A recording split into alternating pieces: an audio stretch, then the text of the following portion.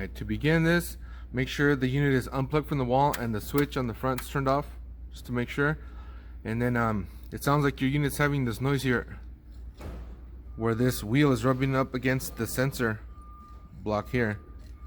You can hear that? So how to fix that is you get this screw here, back it out counterclockwise, and then shift the sensor to the right when you're facing the unit from this side. Alright, and then give it a hand turn. Okay, no more noise. And then go ahead and tighten that back up clockwise. And then again, turn it by hand, make sure the noise is gone, and it's gone. And then check that there are no wires on the other side hitting this wheel, because that'll cause noise. If you need to brace it up with the strap tie or something, go ahead and do that. And that's how you fix that.